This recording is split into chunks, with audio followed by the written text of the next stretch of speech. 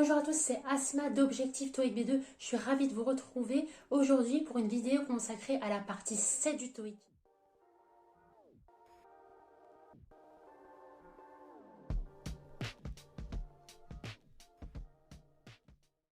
On va s'entraîner ensemble pour chacune des sous-parties de la partie 7 du TOEIC. Parce que la partie 7, c'est la partie compréhension écrite. Elle est subdivisée en deux sous-parties, la partie 7A et la partie 7B. Pour la partie 7A, vous avez un document avec des questions à répondre. Pour la partie 7B, vous avez plusieurs documents et des questions à répondre. Alors pour faciliter votre visionnage de la vidéo, je vais faire un seul exercice par sous-partie. La vidéo, elle va durer 6 heures. Donc ça ne sera pas du tout productif. Je vais vous montrer comment je fonctionne, ma méthodologie et à chaque fois la réponse que je sélectionne. Parce que justement, il y a une stratégie à appliquer pour cette partie 7. Alors pour revenir au format de cette partie 7, donc c'est la partie la plus longue du TOEIC. C'est la dernière partie du TOEIC, la dernière de la partie reading. Il y a 54 questions à répondre. Donc c'est vraiment énorme. Vous devez optimiser au mieux votre temps. Vous devez gérer votre temps. Pour chacune des questions, vous devez y consacrer 1 minute grand maximum. Et ça sous-entend que vous avez déjà respecté le temps imparti pour les parties 5 et 6 du TOEIC. En effet, pour la partie 5, vous avez 30 questions à répondre. Vous devez y consacrer grand maximum 8 minutes. Et pour la partie 6 du TOEIC, vous avez 16 questions, en fait 16 phrases à trous qui sont réparties sur 4 textes différents.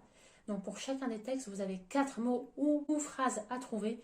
Je vous ai mis en lien en description de cette vidéo les 2 vidéos que j'ai faites à ce sujet, également entraînées sur les parties 5 du TOEIC. Alors pourquoi je reviens sur parties 5 et 6? Parce que donc ça sous-entend que vous avez dû respecter le temps imparti. Donc un bon quart d'heure pour ces 2 précédentes parties pour vous permettre d'avoir 55 minutes pour la partie 7 du TOEIC. C'est très important de respecter le timing. Ça va vous aider vraiment à aborder cette dernière partie sereinement. Donc justement, si vous débutez vous aussi vos révisions TOEIC, n'hésitez pas à récupérer votre mini-formation gratuite pour vous aider à démarrer en douceur. C'est sous forme de kit de démarrage. Il y a plusieurs PDF qui sont à récupérer sur 4 jours. Donc le premier jour, je vais vous donner 7 règles de grammaire à connaître absolument pour le TOEIC. Ça vous servira aussi pour la partie 7 du TOEIC justement. Les formats de chacune des parties listening et le format de la partie reading en 3e jour. Plus un petit hack pour vous aider à choisir la meilleure réponse dans la partie 5 du TOEIC et 6, ça peut être valable pour la partie 6 aussi. Le fait d'optimiser au mieux votre temps, ça vous permet d'en dégager au maximum pour la dernière partie. Et en 4e jour, vous recevrez mes 1000 mots et expressions à connaître dans le cas du TOEIC. Je vous invite dès maintenant à rejoindre votre mini-formation gratuitement. Ça se passe en description de cette vidéo. Et en attendant, on démarre maintenant. Donc on est sur mon écran. Je vous invite à faire, c'est de mettre la vidéo en pause pendant 60 secondes par question et de faire l'exercice en même temps et ensuite de regarder comment je procède et la réponse exacte. Donc la première chose à faire, il y a un texte, donc on est dans la partie 7A. La première partie, il n'y a qu'un seul texte. Donc je lis d'abord les 2 premières questions avec les 4 propositions de réponse. Donc pour la première question, on recherche un lieu, parce qu'on a where. La deuxième question, on recherche une indication, quelque chose. Donc là, je survole le texte, je le lis en diagonale. Et là, premier mot qui me fait tilt, law firm. Et parmi les 4 propositions de réponse, on a in a law office. Donc ça peut être un indice majeur dans le choix parmi les 4 propositions de réponse. Donc je vais le mettre dans un coin de la tête. Alors, donc là, c'est apparemment donc une nouvelle recrue dans le cabinet d'avocats. Donc ça, c'est un élément important. Parce que si on va dans la deuxième question, parmi les 4 propositions de réponse, on a meet a new staff member. A new staff member, ça rejoint ici ce qui est dit, has joined, donc le cabinet d'avocats. Donc c'est une nouvelle recrue.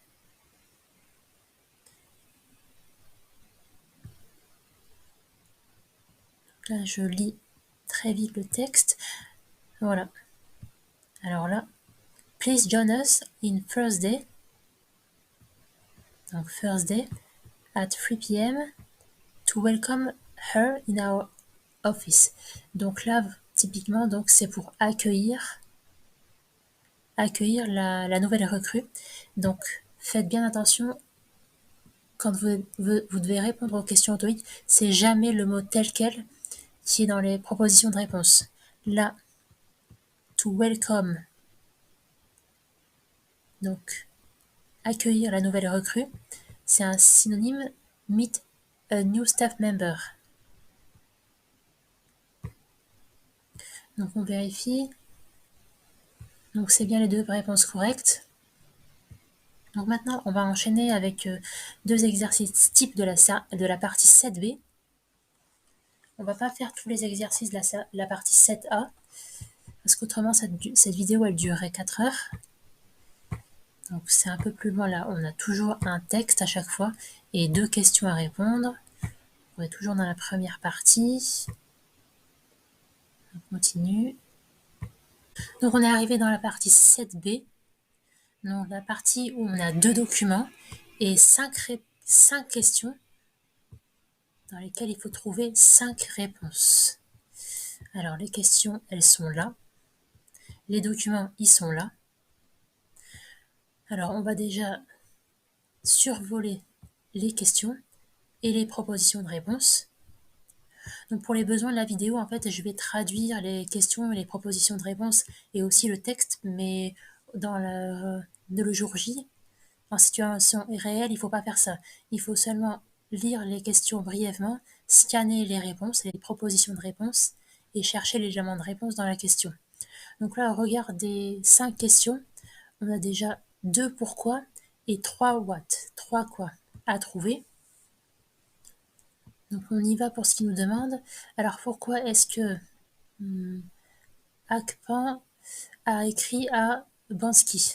Alors pour lui offrir un travail, lui fournir une assistance technique, alors promouvoir un atelier d'écriture ou négocier un salaire. Ça c'est pour la première question. La deuxième question, c'est un élément de réponse. Il faut répondre à la question what. Ensuite, quelle information Bansky est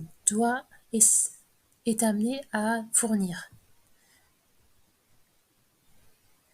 Qu'est-ce qu'il est demandé à Bansky de fournir comme réponse?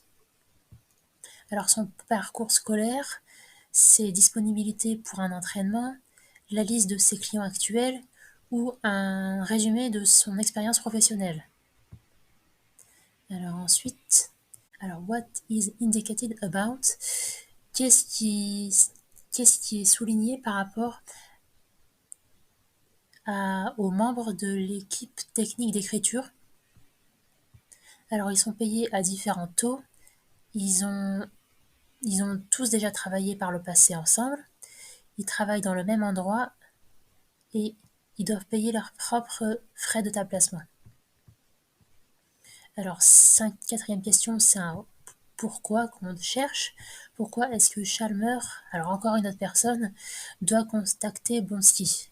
Alors, pour clarifier une réglementation d'entreprise, mettre en place des conditions de voyage, délivrer des papiers par rapport au employment, par rapport au recrutement, ou expliquer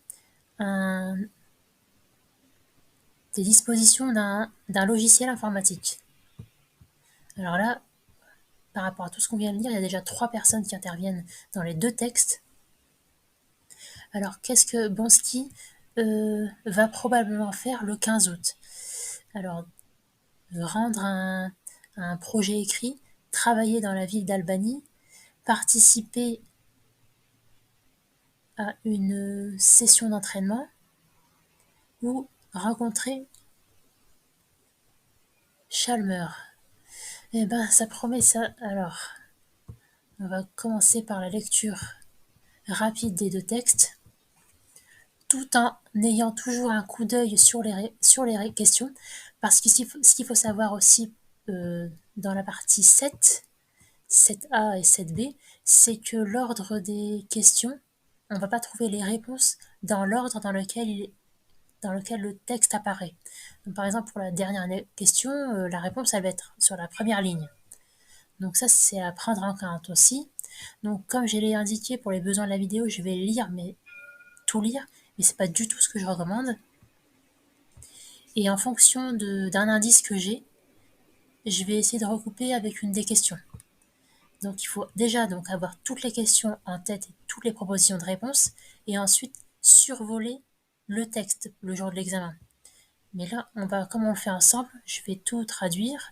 Donc déjà, ça c'est important, le corps d'email, tout, c'est le destinataire. From, c'est l'expéditeur. Donc la date, le 9 juillet. On va voir le date du mail suivant, le 10 juillet.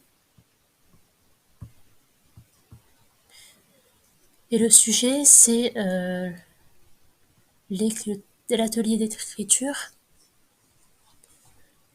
de cette entreprise. Donc rappel, c'est toujours le nom qui est à la fin. Donc c'est un atelier d'écriture par rapport à un sujet technique. Alors merci d'avoir postulé. Alors déjà, là, le premier mot, postuler. Donc la personne, je découvre le texte et je m'orienterai vers la réponse A. Alors nous avons apprécié parler lundi dernier et nous sommes ravis de vous inviter à joindre notre équipe technique. Alors déjà, apparemment on met cette réponse de côté, mais Akpan, elle a contacté Bansky pour lui offrir un travail, pas pour avoir une assistante technique. Mais encore une fois, on va revenir sur cette réponse tout à l'heure, parce qu'on n'a rien validé pour le moment. Alors on enchaîne la lecture du texte tout en ayant un regard sur les questions et les propositions de réponse. Donc comme vous le savez, votre travail will entail writing. Apparemment, son travail, c'est de rédiger des consignes ou des notices. Alors, installation manuals, newsletter and other documents for our technology clients. Donc, c'est des manuels d'utilisation pour des clients. Alors, votre solide expérience dans l'information et les technologies va être un gros avantage parce que c'est crucial de déterminer que vous soyez en mesure de déterminer votre compréhension des indications techniques, des détails techniques pour les produits de nos clients, et enfin d'articuler les informations clairement et brièvement.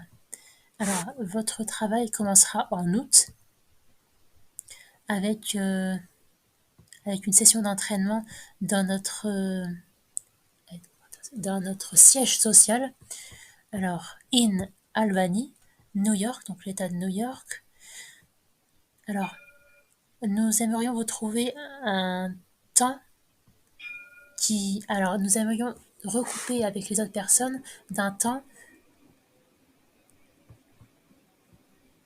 on the new team. Alors, as possible, si c'est possible de recouper le même temps pour se rencontrer tous pour faire la session d'entraînement. Et en particulier ceux qui ne vivent pas à New York. Alors, répondez à cet email dès que possible pour me faire part de quel week-end vous préférez en août. Donc là, en août, on a une question ici où il parle du mois d'août. On va continuer. Alors, c'est un contrat et à côté de l'entraînement initial, le travail va être fait à distance, à n'importe quelle heure que vous voulez. Comme discuté, vous allez recevoir page rate, alors une page avec des taux. Ça, rate, on l'a vu quelque part. Ah, ici. Rates, alors on va continuer la lecture et on va garder cette question sur le côté ouverte. Parce que comme je l'ai indiqué précédemment, l'ordre des réponses, ça ne suit pas forcément l'ordre des questions, c'est pas dans l'ordre. C'est la numéro 2, la réponse elle va pas se trouver entre la 1 et la 3. c'est possible qu'on ait les réponses à la question tout de suite. Alors, comme indiqué, vous allez recevoir une page avec les taux qui dépendra de la complexité du projet pour lequel vous avez choisi d'accepter. Donc là, apparemment, en fonction des segments, en fonction de la tâche qu'ils vont accomplir, ils seront payés différemment. Plus la tâche elle sera difficile à réaliser, ce que j'en déduis qu'ils seront payés plus. Donc là, la question c'est What is indicated about the technical writing team member? Alors, qu'est-ce qui est indiqué par rapport au travail d'écriture des membres? Donc là, au regard de cette phrase, ma réponse se porterait sur their paid à variable rates. Donc ils sont payés à des taux variables en fonction de la tâche qu'ils vont réaliser. Donc on va le mettre de côté pour le moment. On va revenir à la deuxième. Alors L. Chalmers, alors lui, on l'a vu ici, la troisième personne. On l'a vu dans la 4. Alors revenir dans la 4, on va ouvrir la 4. Alors pourquoi Chalmers va contacter Bansky? Alors là, on a peut-être la réponse à la question ici. Alors, Chalmers, notre responsable des ressources humaines, sera en contact avec vous, avec tous les documents nécessaires que vous devrez remplir. Alors, il va contacter cette personne pour clarifier une... Alors, Compagnie Pellici, ça peut pas, parce que lui, c'est le responsable des ressources humaines. Head of Human Resources. Et ici, on a employment. Employment, c'est un vocabulaire qui appartient à la thématique des ressources humaines. Donc la réponse qui me semble la plus adaptée ici, c'est to issue employment paperwork. En plus de ça, cette nouvelle recrue va être employée, donc elle devra remplir des documents en fonction de son recrutement en fait. Ce qui paraît le plus logique. Donc là, on met ça de côté. Et ensuite, c'était la deuxième question pour laquelle on n'avait pas encore d'informations. Donc peut-être qu'on va trouver ça dans le deuxième texte.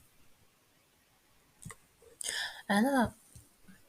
Alors là, je vois, education background, non, parce qu'elle a déjà été recrutée, donc ils n'ont pas besoin de son parcours universitaire. Availability for training, donc là on a parlé de availability ici.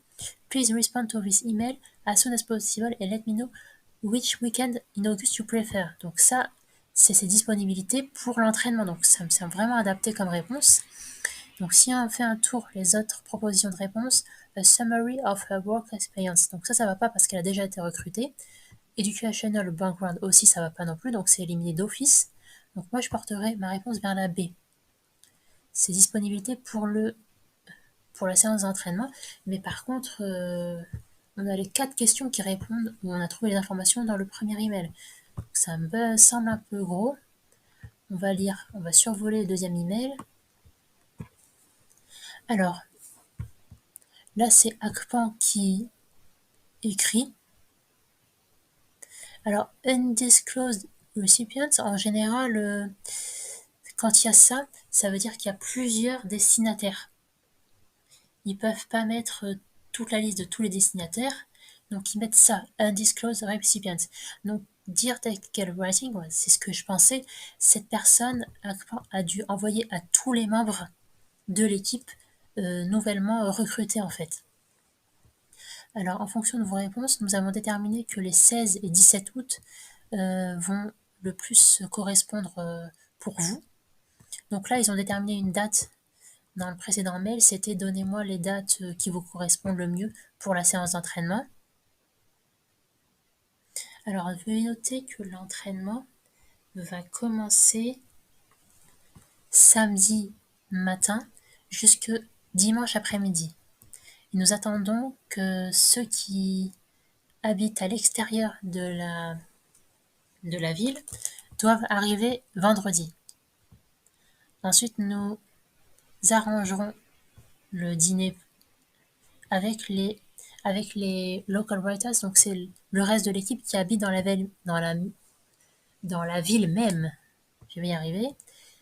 Alors tous les dépenses de voyage seront couvertes par l'entreprise. Alors, plus de détails vont arriver, mais jusque-là, c'était juste pour vous informer du détail du programme, donc pour que vous puissiez ajouter vos calendriers. Donc là, qu'est-ce qu'elle va faire probablement le 15 août? Alors, elle ne va pas rédiger le rapport, parce que là, le rapport, ils vont faire pendant la séance d'entraînement.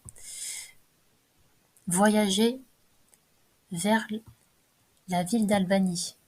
Alors là, c'est possible parce que si elle habite en dehors de cette ville, elle devra voyager et arriver la veille, comme indiqué ici.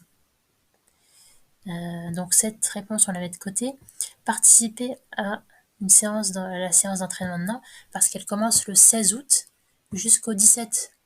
Alors rencontrer Chalmer. Alors lui, non, elle va le rencontrer. On va vérifier quand même. Alors responsable personnel. Il va être en contact avec vous pour tous les documents nécessaires que vous devez remplir. Et c'est pas le 15 août.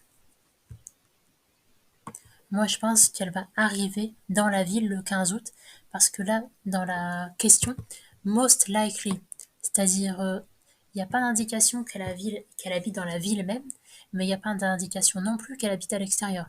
Donc, most likely, on n'est pas sûr en fait. Moi, pour moi, c'est cette réponse.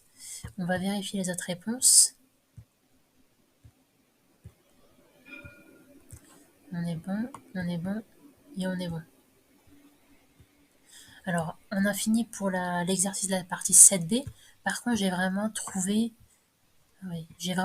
que c'est exceptionnel en fait qu'on ait sur 5 questions les 4 réponses dans le même texte.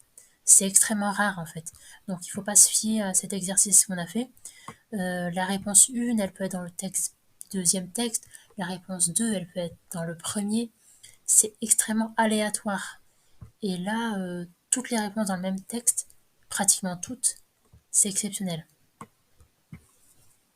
Donc juste par rappel, donc là on a pris beaucoup plus que 5 minutes pour refaire cet exercice. Donc pour les besoins de la vidéo, j'étais obligée de détailler, mais sachez que vous devez consacrer grand maximum 5 minutes pour chaque exercice de la partie 7b. Parce que chaque exercice, vous avez soit 2 textes, soit 3 textes, et tout le temps 5 questions à répondre. Tandis que la partie 7a, vous avez toujours un seul texte et 2 ou 3 questions à répondre. Donc ça, c'est le premier corpus de documents, et il y en aura 4 autres après. C'est 25 questions dans la première partie, et la différence dans la partie 7a. Donc on se retrouve. Donc ça y est, on est enfin arrivé au bout de ces exercices. Alors je vous rappelle que c'est pas du tout représentatif de la partie 7. J'ai pris un exercice dans la partie 7a et un exercice dans la partie 7b. J'arrive plus à parler. Là, c'est la partie 7b. Parce que autrement, cette vidéo, elle durerait 4 heures. Donc, c'est vraiment pas optimiser votre temps. Vous avez déjà une idée de comment fonctionne cette partie. Je vous rappelle les 2 techniques de lecture. Le skimming, c'est le fait de survoler un document, de le lire en diagonale. Et ensuite, le scanning, c'est le fait donc de scanner donc les questions, d'essayer de repérer dans le texte le mot-clé qui est associé à cette réponse pour y répondre au mieux. Je vous invite dès maintenant à me dire les difficultés que vous avez eues dans ces 2 exercices, et j'y répondrai avec une action concrète pour surmonter votre obstacle. Et si vous avez des difficultés par rapport au TOEIC, sachez que tous les candidats au TOEIC surmontent la même difficulté. Je vous réponds dès maintenant en commentaire si vous me publiez dès maintenant. Et je vous invite à liker cette vidéo si elle vous a été utile. Déjà, ça me fera très plaisir. Et ensuite, ça fera plaisir à YouTube. Ça me permettra de remonter dans le référencement pour permettre à tous les candidats au TOEIC que cette vidéo soit visible et d'aider encore plus de monde. Ça peut être vraiment profitable à tout le monde.